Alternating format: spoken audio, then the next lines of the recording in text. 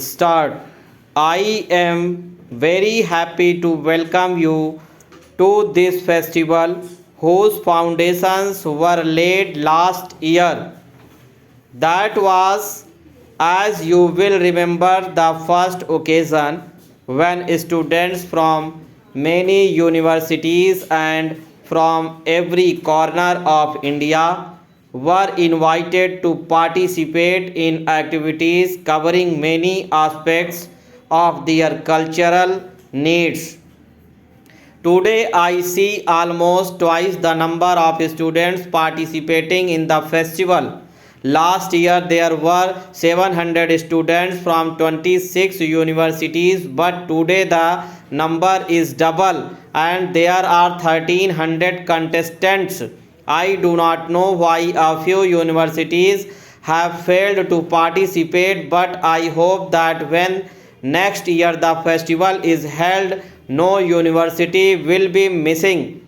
When I spoke to you last year, I stressed the need of looking at the problem of students with sympathy. I had pointed out that even if occasionally there are manifestations of unrest among students, we should not adopt a negative attitude but offer positive and constructive suggestions for diverting the energies of youth into creative channels.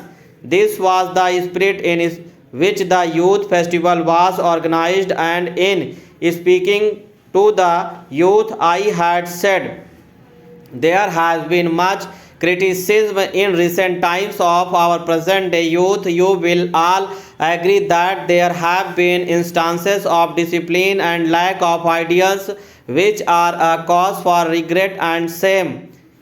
Steps must be taken to check these evils, but this cannot be done by mere commands or exhortations. We must find out the causes of such unrest and take steps to remove them.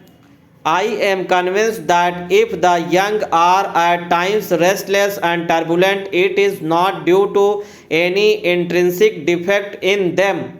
Their restlessness is largely due to the fact that they do not have enough channels for the expression of their youthful urges.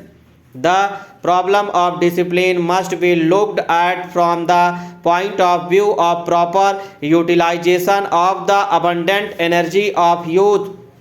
If youthful urges and energy are canalized and fields are found which will utilize all their enthusiasm and devotion, there will be title occasion to impose restrictions from above. Discipline must be achieved by giving proper direction to the energy of the youth and not by suppression. Expressed these views last year and would do so again today. I am convinced that if we are to find a satisfactory solution of the problems, creative openings on an increasing scale must be offered to them, and we must treat their problems with sympathy and imagination. While I hold to these convictions as strongly as before, I feel that I would be failing in my duty if I do not draw stop over.